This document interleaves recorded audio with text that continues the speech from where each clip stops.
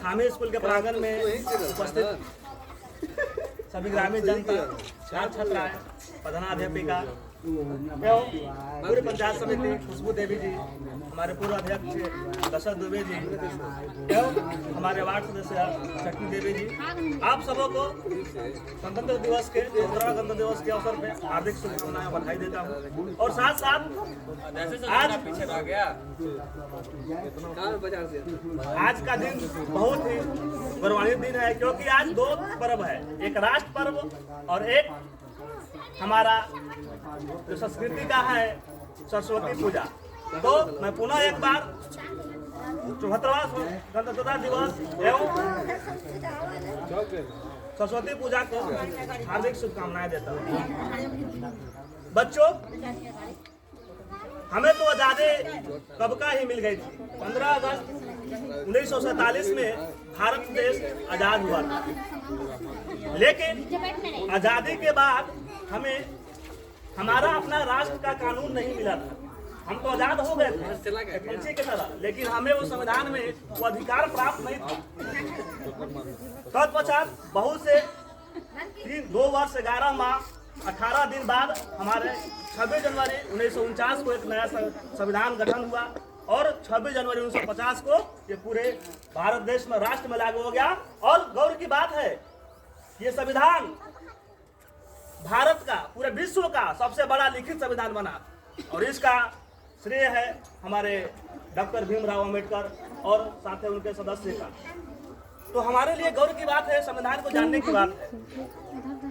आज़ादी तो हम लोग को ऐसे ही मिल गई है, बट हमारा जो अधिकार है बहुत लोग नहीं जानते।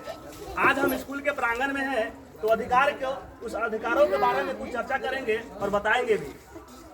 आप बच्चे को जब विद्यालय भेजते हैं तो कुछ कुछ मूलभूत सुविधाएं होती हैं जो आप लोग को जानने की जरूरत है। जैसे कि 6 से लेकर 14 वर्ष के जो बच्चे हैं, यहाँ तो प्राइमरी स्कूल है, आप अगर मध्य विद्यालय में 6 से 14 वर्ष के बालक बालिकाएं कोई भी हो, उसको सरकार द्वारा निःशुल्क मुफ्त में शिक्षा दी जाएगी। ऐसा संविधान हमारे भारत एक ऐसा देश है जहाँ संविधान और कानून बना।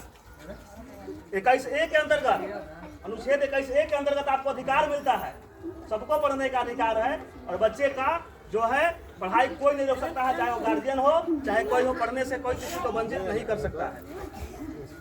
संविधान बनने के बाद हम लोग के कुछ और मूलभूत सुविधाएं हैं हमारे जो है, हम खुद नहीं जानते हैं उसके बारे में, हमको जानने की आवश्यकता है। 26 जनवरी जब 1949 के बाद जब भारत देश बना तो धीरे धीरे बहुत सारे हमारे संविधान में अनुच्छेद जुड़ते गया। लगभग 1 लाख शब्दों में पहली बार वो संविधान लिखा गया। उसके बाद तत्पश्चात बहुत सारा त्रुटि हुई, उसके बाद वो संशोधन हुआ और संशोधन के पश्चात बहुत सारा उसमें कानून जुड़ा। तो बच्चों को मूलभूत अधिकार जो हैं, हमारे साथ आज अध्यक्ष महोदय, पूर्व अध्यक्ष महोदय जी भी हैं और वर्तमान अध्यक्ष भी हैं, संयोजिका महोदय भी हैं। देखिए, विद्यालय एक समिति है, इसको सबको मिलकर चलाना है। ऐसा नहीं है कि प्रधानाध्यापक का दायित्व है वो आए उन्हीं को चलाना है। विद्यालय जब गठन हुआ, जब सर्व शिक्षा अभियान 2001 में आया, तो इसका एक मुख्य उद्देश्य ही था बच्चों को जो बुनियादी शिक्षा था वो जोड़ना था। बच्चों को विद्यालय में कैसे लाया जाए, सबसे पहले शिक्षा को इसलिए लाया गया था।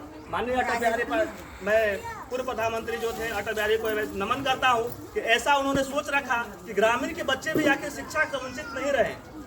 वो हर एक 1 किलोमीटर पे विद्यालय को खोल दिए, बोले कि नहीं, शिक्षा सबका अधिकार है। अगर बच्चा, हमारे जो स्कूल है पहले क्या था कि बहुत दूर दूर पे स्कूल था, आप लोग के समय में बहुत दूर स्कूल होगा, 5 किलोमीटर 10 किलोमीटर, लेकिन उन्होंने सोचा कि नहीं, अगर 5 किलोमीटर बच्चे को जाना पड़ेगा तो बच्चा क्या होगा, उस उम्र के हिसाब से नहीं जा पाएगा, क्योंकि 5 वर्ष के बाद वो बच्चा बहुत छोटा होता है। तो उन्होंने सोचा कि क्यों नहीं हम स्कूल में ही बच्चे को जोड़ा जाए और सबसे पहले बैठने सिखाया जाए। इसीलिए उन्होंने सर्व शिक्षा अभियान को, और आपके सामने एक महिला सशक्तिकरण का एक उदाहरण प्रधानाध्यापिका है जिन्होंने 2000 से विद्यालय में अपना योगदान दिए हैं और लगातार चल ही रहा है। आपका जो दिन ब दिन ये आपका विद्यालय चल रहा है और आशा करते हैं कि आप लोग भी इसमें सहयोग करेंगे, क्योंकि हम तो पहले ही बोले कि विद्यालय एक संस्था कमेटी है, वो आपका जो है ऐसे नहीं चलता है।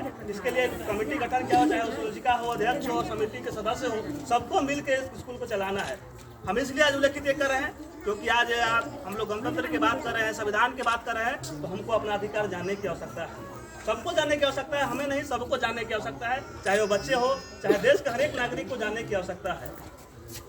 तो विद्यालय जो चलती है, तो हम पुनः एक बार कहेंगे, जो अध्यक्ष महोदय है या फिर सोचिका कुछ मन में होगा, तो पुनः एक बार वो विद्यालय कमेटी के अनुसार चलता है। ऐसा नहीं है कि प्रधान आज आंदोलन है, आज देखें कि बहुत सारे जो है इसमें जागरूक नहीं है। कभी कभी हमको यह दुख और खेद होता है कि हमारे यहाँ आंदोलन हो रहा है और कई लोग हैं जो बाहर बैठे हुए हैं या बैठ के वो इंतजार देख रहे हैं। आज का दिन वो राष्ट्र पर्व है। आज हमें वो दिन को याद करके नमन करने के दिन है कि हमें आज़ादी कैसे मिला। याद करिए उस दिन का जब हम गुलाम थे, 2 वक्त की रोटी हमें नहीं मिलती थी, कई कोड़े कई खाए, कितना बलिदान दिए। वो दिन को याद करने के दिन है।